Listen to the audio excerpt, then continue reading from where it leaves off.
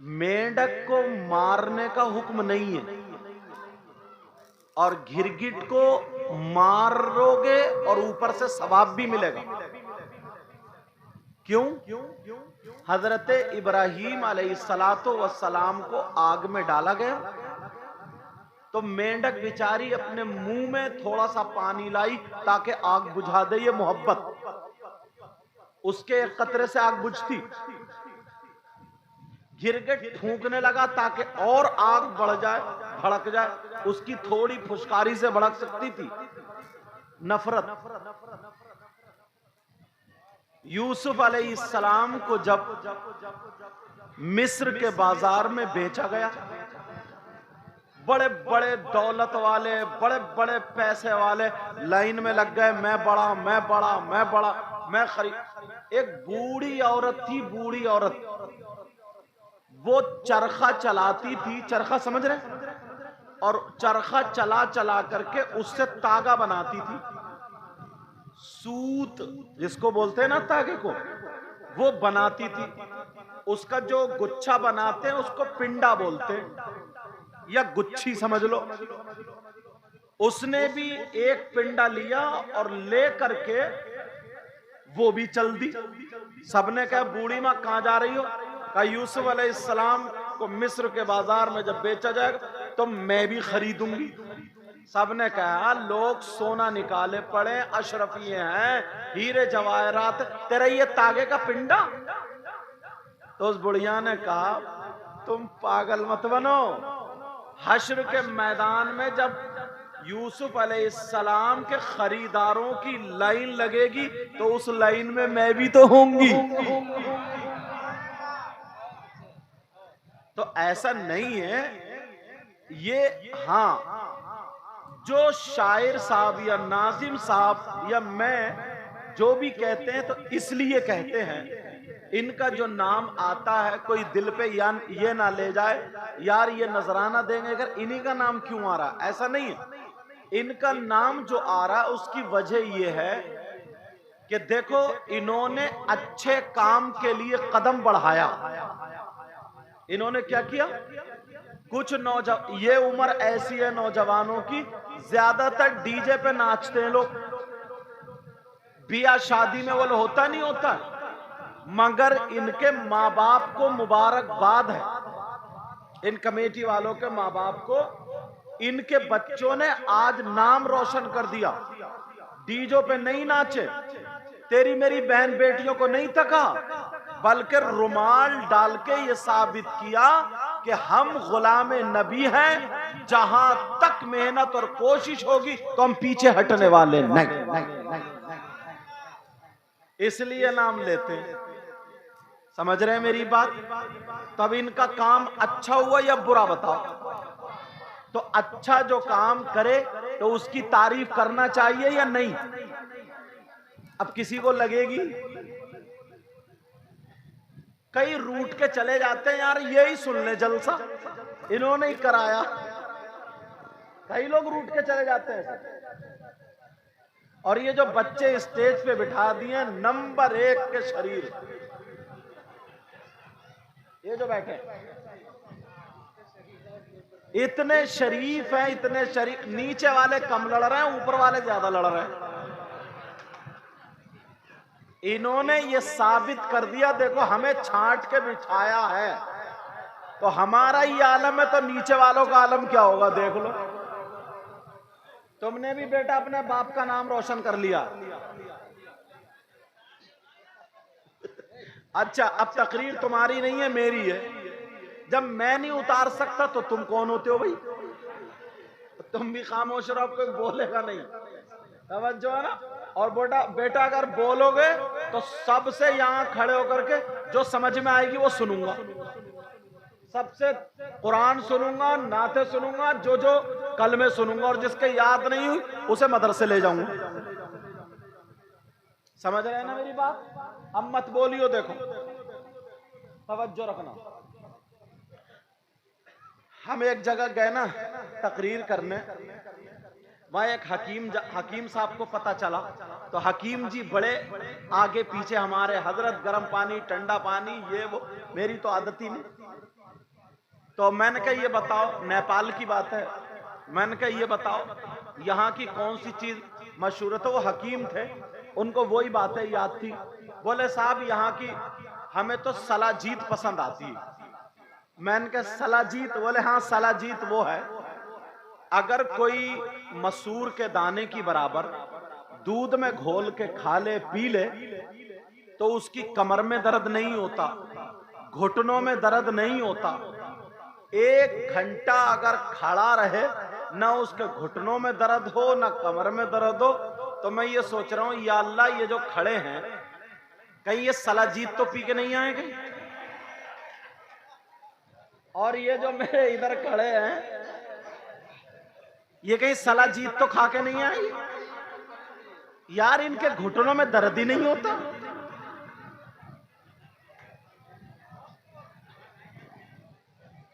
जरा सोचने, अच्छा साबित कर रहे हैं कि हाथ ऐसे खड़े तले हुए का पूरे 2 चम्मच पी का। अल्लाह बरकत है।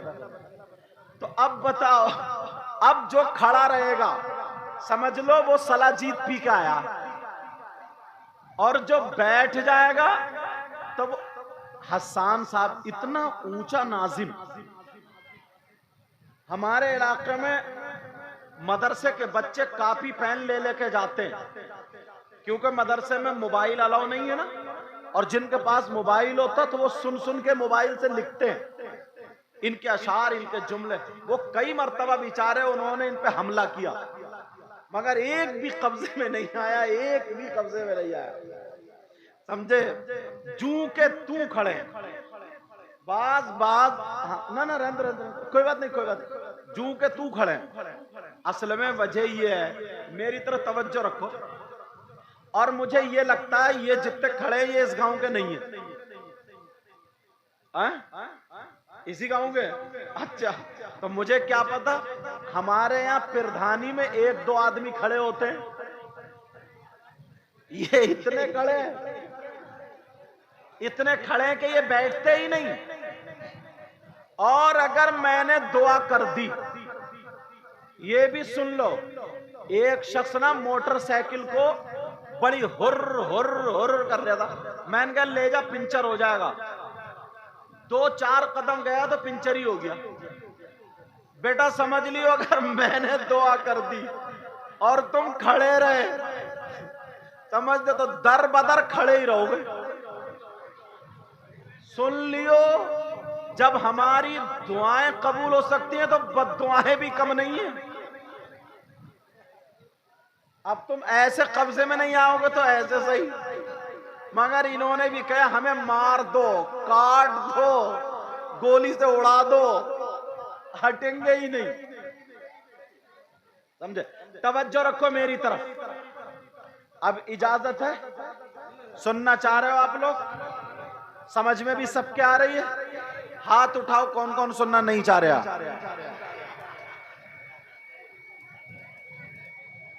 चलूं मैं फिर जाऊं?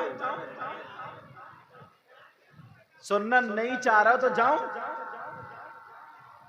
यार मैं ये सोच रहा था हसन भाई, ये बोल क्यों नहीं रहे थे? मुझे क्या पता ऐसे बोलते हैं ये। दुरूद शरीफ पढ़े। अब मैं सीधा सीधा चलूंगा, तवज्जो से समझ रहे। असल में होता क्या है, हम लोगों को, हसन भाई और ये जितने उलमा हैं, हम लोगों को बड़े एहतियात से काम लेना पड़ता है। 24 घंटे में ना कोई वक्त ऐसा होता है कि जो जबान से निकलता है ना तो वो पूरा हो जाता है। ये भी हमारे ही भाई हैं, ये भी हमारे ही बच्चे हैं, तो इसलिए हम किसी के लिए बद्दुआ नहीं कर सकते। कम से कम जलसे में खड़े तो हैं ये भी। ठीक है ठीक है ठीक है, समझे? अब बेचारे ईशा के बाद से आ गए थे और शेर कहते कहते पेट की आंतें खिंच गई हसन भाई की। तो ये कह रहा है खाना खाइए हूं, ये जितने खड़े इनको भी ले जाइयो के खाने जाओ। तवज्जो है मेरी तरफ। हुसैन पाक के नाम से शुरू करते हैं और फिर आगे बढ़ते हैं, ठीक है ना? हुसैन पाक की महफिल है, पता नहीं कौन ऐसा हो जिसकी आज दुआएं कबूल हो जाएं। मेरी बहनें ऐसी, अगर कोई बगैर औलाद है ना तो वो आज दुआ मांग ले। किसी पे लाइलाज बीमारी है तो वो आज दुआ मांग ले। किसी के बच्चों की शादी नहीं होती, कोई इंतजाम नहीं है, हुसैन पाक का सदका मांग ले, पता नहीं किस किस का बेड़ा पार हो जाए। दश्ते बला को अर्श का जीना बना दिया, बोलो या हुसैन। बिल्कुल दिल से कहना, जो बात भी कहना, समझ रहे, रस्मी कुछ नहीं चाहिए। दश्ते बला को अर्श का जीना बना दिया, बोलो या हुसैन। दश्ते बला को अर्श का जीना बना दिया, और जंगल को मुस्तफा का मदीना बना दिया, बोलो या हुसैन। आका हुसैन हर जर्रे को नजफ का नगीना बना दिया, और तुमने हुसैन, आका हुसैन, तुमने हुसैन मरने को जीना बना दिया, बोलो या हुसैन। आका हुसैन कौन? हुसैन पाक तुमने बयान बहुत सुने होंगे, मगर हुसैन पाक की थोड़ी डिटेल सुनो। कौन हुसैन पाक? अल्लाह अल्लाह हुसैन पाक रमजानुल मुबारक के महीने से पहले जो महीना आता है उसका नाम शाबान है। उसकी 5 तारीख में और 4 हिजरी में मदीना पाक में पैदा होने वाली जात का नाम इमाम हुसैन पाक है। अब जरा सुनो, मेरे हुसैन पाक की माँ का नाम सैयदा फातिमा ज़हरा रज़ी अल्लाह तआला अन्हा, और अब्बा जान का नाम हजरत अली, नाना का नाम मोहम्मदुर रसूलुल्लाह। इमाम हुसैन 3 इनकी बहनें थी, 3 इनके भाई थे। एक बहन का नाम हजरत रुकैया, दूसरी बहन का नाम हजरत ज़ैनब, तीसरी बहन का नाम हजरत उम्मे कुलसूम, और हुजूर की बेटियों के भी यही नाम थे। कोई शक में ना पड़ जाए, हुसैन की माँ ने भी अपनी बेटियों के वही नाम रखे। हुसैन पाक के 3 भाई थे। एक भाई का नाम हजरत इमाम हसन, और एक भाई का नाम हजरत इमाम हुसैन, और एक भाई का नाम हजरत इमाम मोहसिन था। तुमने 2 सुने होंगे, तीसरे भी भाई थे मगर इनका बचपन में इंतकाल हो गया था। इमाम हुसैन पाक जब पैदा हुए मेरे नबी ने नाम उनका हुसैन रखा। कान में, दहने कान में अजान पड़ी, बाएं कान में तकबीर पड़ी और पढ़ने के बाद 7वें दिन नबी ने अकीका फरमाया और ये जन्नती जवानों के सरदार हो गए। अब जरा सुनो, हुसैन पाक से मोहब्बत करने वालों जरा तवज्जो रखना, गौर करना। हम अगर दामन फैला के हुसैन पाक की महफिल में बैठेंगे तो इंशाअल्लाह हमें कुछ ना कुछ मिलेगा।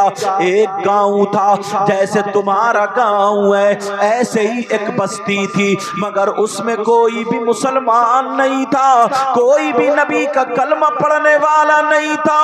एक शख्स के यहाँ पर जो मुसलमान नहीं था, उसके यहाँ बेटी पैदा हुई, बीबी का इंतकाल हो गया, बेटी रह गई, बीबी का इंतकाल हो गया। अब वो बेटी को उसका बाप पालने लगा, कपड़े में दूध लगा लगा करके, कपड़ा भिगो भिगो करके छोटी बच्ची के मुंह में दूध डालने लगा। अब मुझे बताओ कैसे उसने पाला होगा? इस माँ से पूछो बच्चों को कैसे पाला जाता है।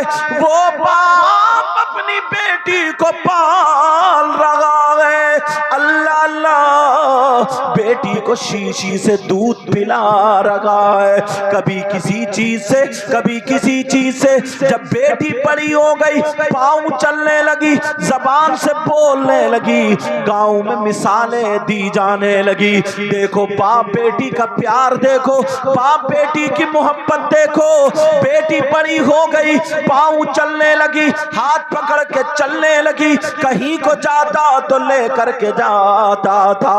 अब बेटी जवान हो गई, अल्लाह अल्लाह, मुसलमान नहीं था, बेटी जवान हो गई, लेकिन अल्लाह ने जब इम्तिहान लिया तो सुनो, इधर बेटी जवान हुई। जैसे ही बेटी जवान हुई, अब वो बेटी को अल्लाह ताला ने मर्ज अता फरमा दिया।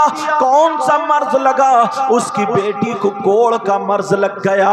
जरा तवज्जो रखना मेरी तरफ, कोढ़ का मर्ज लग गया, उसे चेचक हो गई, उसकी आंखों की रोशनी खत्म हो गई, आंखें चली गई, बेटी के नाखून कट कट के गिरने लगे। अब बेटी का गोश्त भी गलने लगा। उसने इलाज कराया, किसी हकीम के कब्जे में इलाज नहीं आया। अब वो जितनी जमीन थी बेच बेच के बेटी के इलाज पे उसने लगा दी। अल्लाह अल्लाह, जैसे ही इलाज पे लगाई जाती है, अब वो बेटी ठीक नहीं हुई। गांव में चंदा होने लगा, लोगों ने चंदा इकट्ठा किया, उस लड़की का इलाज करवाया, फिर भी लड़की ठीक नहीं हुई। हकीम को बुलाया, गांव वालों ने पूछा तो हकीम कहने लगा, लड़की को 3 दिन से पहले पहले जहर दे करके मार दो, इसके जिस्म में वो बीमारी फैल गई। अगर 3 दिन तक गांव में रही तो ये बीमारी तुम्हारे गांव में फैल जाएगी, फिर कोई नहीं बचा पाएगा। अल्लाह अल्लाह, गांव वाले डर गए। का ऐसा करो, लड़की को तुम जहर दे के मार दो। मगर बाप रोने लगा, कहने लगा, जिस बेटी को मैंने हाथों में पाला है, जिस बेटी को मैंने दूध कपड़े से पिलाया, शीशी वगैरह से पिलाया, उसको पाला पोषा जवान किया, जिन हाथों से दूध दिया उन हाथों से जहर कैसे दे दूंगा। लोगों ने कहा, बेटी को लेकर के निकल जा, कल तक की तुझे मोहलत दी जा रही है, वरना कोई नहीं बचेगा। अल्लाह अल्लाह, वो लड़की को लेकर के नहीं गया। अब जैसे ही नहीं गया लेकर के, दूसरा दिन आया, गांव वाले आ गए, कहने लगे कितना बदतमीज आदमी है ये, इस चक्कर में है मेरी बेटी तो मर रही है, गांव वालों में भी बीमारी फैल जाए, दूसरों को मरवाएगा, इसको निकालो। हर गांव में दो चार अकल के उजड़ जरूर होते हैं, हर गांव में जबान के भी दो चार बुरे जरूर होते हैं। अब उन्होंने उसको पकड़ा और बाहर निकाला, बेचारे के जूता चप्पल पड़ने लगे। अब वो बेटी का हाथ पकड़ के चलने लगा, कहा चलो बेटी दुनिया छोड़ दे, मगर मैं तो नहीं छोड़ सकता। अरे ये बाप है बाप। और नौजवानों जरा गौर करो, तुम क्या समझते हो तुम्हारे बाप ने तुम्हें नहीं पाला, तुम्हारी माँ ने तुम्हें नहीं पाला? जरा तवज्जो रखो, अपनी इस माँ से पूछो। आज ये 15 साल की बच्ची, आज ये 14 साल की बच्ची, आज ये 18 साल की बच्ची, आज ये 13 साल की बच्ची अपनी माँ के सामने खड़ी हो जाती है, माँ को आंखें दिखाती है। अगर माँ कह दे बेटी कहना मान ले, तो ये कहना नहीं मानती, बर्तन नहीं मांजती, माँ का कहना नहीं मानती। इस माँ से पूछ, अरे इस माँ ने तुझे 9 महीने पेट में रखा, इस माँ से पूछ, इस माँ ने तुझे अपना खून पिलाया, दूध की शक्ल में पिलाया, तुमने बिस्तर गीला कर दिया, तुमने बिस्तर पे पेशाब कर दिया, मगर इस माँ ने तुम्हें गीले में नहीं सुलाया, तुम्हें गीले में नहीं सुलाया, चादर रख के खुद सो गई है और तुम्हें सूखे में सुलाया। आज तुम माँ बाप को ये दिन दिखाते हो। इधर वो कहने लगा मैं लड़की को कैसे छोड़ूं? लड़की कहने लगी अब्बा मैं कितनी बुरी हूँ, ऐ अब्बा मैं कितनी बुरी हूँ। अब्बा जब मैं पैदा हुई तो मेरी माँ मर गई, जवान हो गई तो तुम्हें लोगों ने गांव से निकाल दिया, लोगों ने जूते चप्पल तुम्हारे फेंक के मारे, मेरे भी मारे, मगर बेटी को बचाने के चक्कर में उस बाप के भी लग गए। अब वो कहता जा रहा है बेटी का हाथ पकड़ के जंगल को चला, हाथ पकड़ के जा रहा है, जमीन से कह रहा है ऐ जमीन तुझे कोई तो बनाने वाला होगा, ऐ पेड़ों तुम्हें कोई तो पैदा करने वाला होगा, ऐ आसमान तुझे कोई तो बनाने वाला होगा, मेरी बेटी को बचा ले। अब ये चलता चला जा रहा है, जंगल में पहुंच गया, शाम हो गई, रात होने लगी। कहा बेटी पेड़ के नीचे ठहर जाओ, लड़की पेड़ के नीचे ठहर गई, बाप भी ठहर जाते हैं, दोनों बाप बेटी पेड़ के नीचे लेट गए, लड़की सो गई, मगर बाप को नींद ना आई, करवटे पलटता रहा, मगर बेटी सो गई। बाप ने फैसला कर लिया अब तो मेरी बेटी वैसे भी नहीं बचेगी, ऐसा करूं जहर ला करके बेटी को बाद में दूंगा, पहले मैं खुद पी लूं, और जब मैं पी लूंगा तो फिर बेटी को भी दे दूंगा, बेटी के बाद मैं भी जिंदा नहीं रह सकता। ये बाप है बाप। अल्लाह अल्लाह, सुबह हो गई, ये कहने लगा बेटी मैं कुछ खाने का इंतजाम करने जा रहा हूं। लड़की ने पांव पकड़ लिए, आंखों से नहीं दिखता था, कहने लगी अब्बा मुझे छोड़ के मत जाओ, दुनिया ने मुझे छोड़ दिया, जानवर मुझे खा जाएंगे, जंगल में कीड़े मकोड़े खा जाएंगे, अब्बा मेरा कोई पुरसाने हाल नहीं। कहा बेटी फिर भी तो खाना पड़ेगा। बाप चला गया जिद करके, लड़की रोती रह गई, बाप भी रोता हुआ चला गया। लड़की पेड़ के नीचे बैठी है, बाप कहने लगा ओ मेरे दिल के टुकड़े तुझे जुदा कैसे करूं, ओ मेरी बेटी तू इस पेड़ के नीचे से हटना मत। अल्लाह अल्लाह, वो पेड़ के नीचे शाम तक रही, बाप जहर ढूंढता रहा, जहर तलाशता रहा, मगर जहर नहीं मिल पा रहा। शाम हो गई तो जहर मिल गया। अब बाप ने सोचा रात हो गई नहीं जाऊंगा, आज यहीं ठहर जाओ, अगर कोई जानवर मेरी बेटी को खा लेता है तो मैं भी जहर पी के मर जाऊंगा। अल्लाह अल्लाह, बेटी को जहर नहीं दे सकता। बेटी पेड़ के नीचे सो गई, बाप घर पे सो गया, इधर बेटी पेड़ के नीचे सोई। बाप सोच रहा था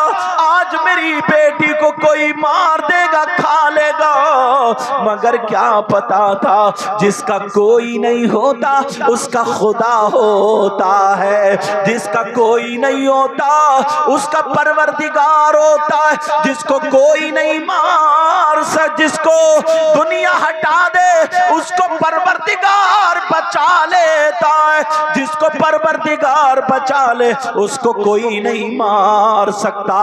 तभी तो किसी ने कहा है फानूस बनके जिसकी हिफाजत हवा करे वो शमा क्या बुझे जिसे रोशन खुदा करे।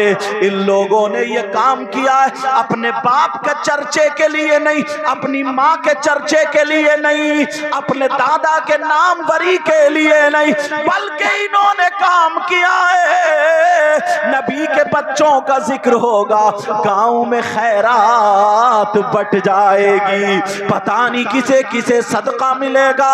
अल्लाह अल्लाह, लड़की पेड़ के नीचे सो गई, रात भर लेटी रही, मगर कहीं से एक परिंदा आ जाता है, उड़ता हुआ परिंदा आया, पेड़ के ऊपर बैठ गया।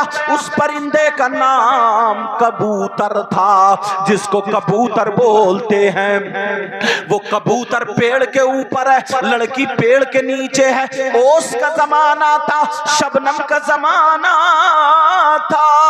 अल्लाह अल्लाह, लड़की सोती रही रात भर पेड़ के नीचे, कबूतर पेड़ के ऊपर बैठा रहा। पेड़ के पत्ते भी शबनम से भीग गए और उस कबूतर के पर भी भीग गए। अब जब सुबह हो गई, दिन निकल आया, उधर बाप जहर लेकर के चला, चलो बेटी को जहर दे दूं।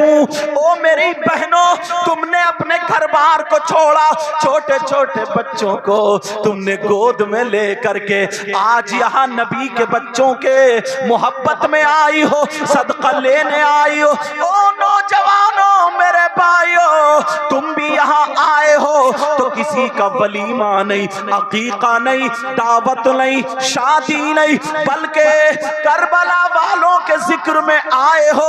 अपनी मोहब्बत देखना, मुझे ये बात याद आ गई। अब वो लड़की जब सुबह हो गई, बाप भी जहर लेकर के चला। इधर कबूतर ने उड़ने की तैयारी की। हर परिंदे की आदत होती है, जब उड़ता है तो पहले अपने परों को झाड़ता है, अपने परों को हिलाता है, अपने परिंदों को फड़फड़ाता है। लड़की लेटी थी मगर आंखों से दिखता नहीं था। कबूतर ने परों को फड़फड़ाया, कबूतर ने परों को हिलाया।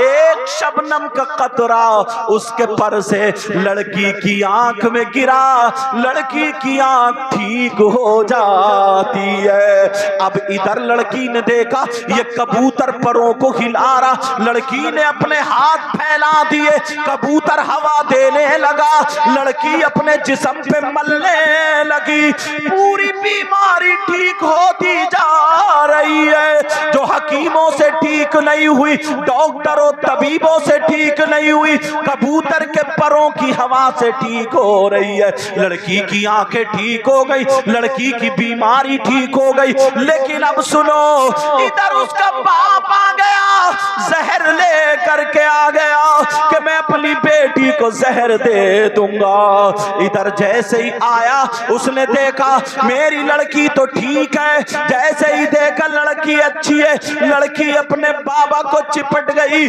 और रो करके कहने लगी, बाबा तुम परेशान थे, ओ मेरे बाबा मेरी आंखें ठीक हो गई हैं, मेरे बाबा मेरा मर्ज ठीक हो गया है।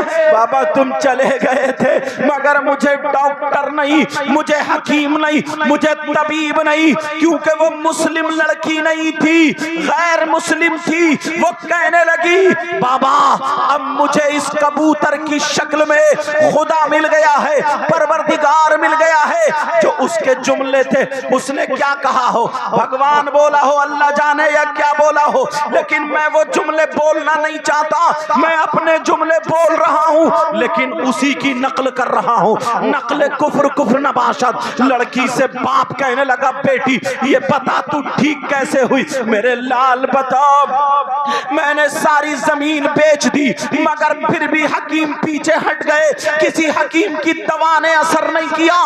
बता तू ठीक कैसे हुई? ओ अटरिया बड़े गांव के लोगों, तुम जलसे करते हो करबला वालों के नाम पर, अपनी किस्मत से नाश करना और तुम भी नाश करना।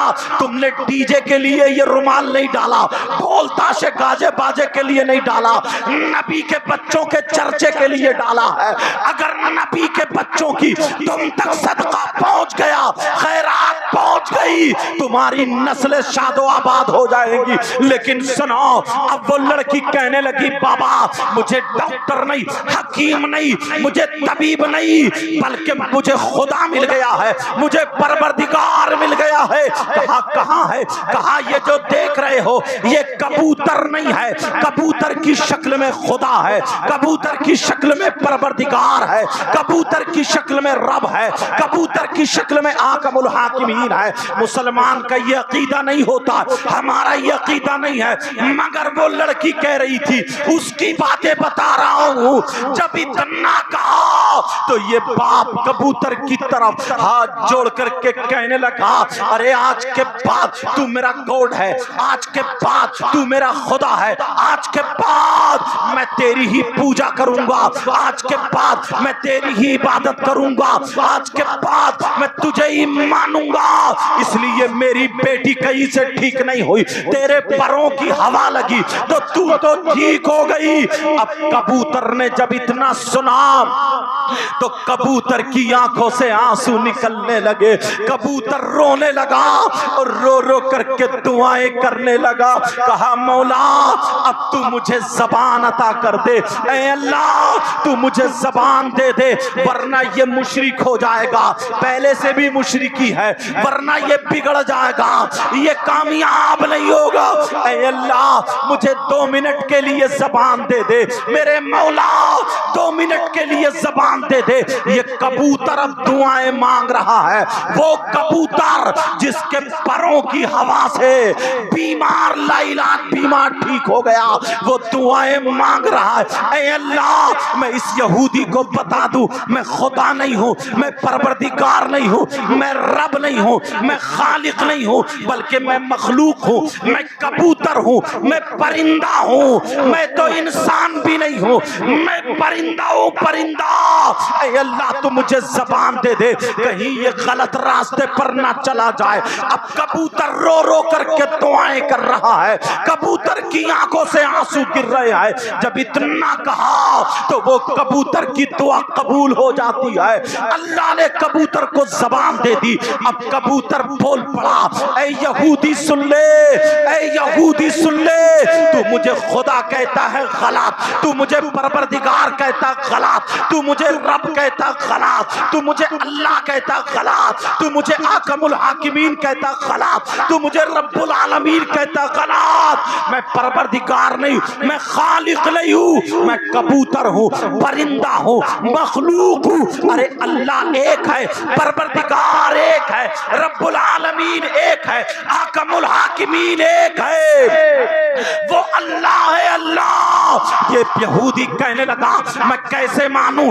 ये पता तेरे परों में कमाल कहां से आया, जहां पर बड़े बड़े डॉक्टर फेल, हकीम फेल, मगर तेरे परों से मेरी बेटी ठीक कैसे हो गई? जब इतना कहा तो अब सुनो ये कबूतर क्या कहता है। अटरिया के खजूर मुसलमान सुनो, ये कबूतर क्या कहता है। कबूतर कहता सुनो मेरे परों में कमाल कहां से आया। सुनो मेरी भी एक कबूतरी थी, मेरे भी बच्चे थे, मेरा भी आशियाना चिल्लाना था, मेरा भी घोंसला था, मैं अपने बच्चों को चूगा दे रहा था, मैं अपने बच्चों को दाना खिला रहा था, मगर एक परिंदे ने आकर के मुझे बता दिया, अरे तू अपने बच्चों को खाना खिला रहा। करबला के मैदान में नबी के बच्चे भूखे प्यासे शहीद हो गए, 3 दिन भूखे प्यासे। करबला में फातिमा के लाडले शहीद हो गए, हुसैन शहीद हो गए, और मोहम्मद शहीद हो गए, हजरत अब्बास के बाजू कट गए, हजरत कासिम शहीद हुए, अली अकबर शहीद हुए, 6 महीने का बच्चा अली असगर शहीद हुआ। कहा सुनो, तू अपने बच्चों को यहाँ चूगा दे रहा। करबला में हुसैन और हुसैन के बच्चे नाना के दीन की खातिर शहीद हो गए।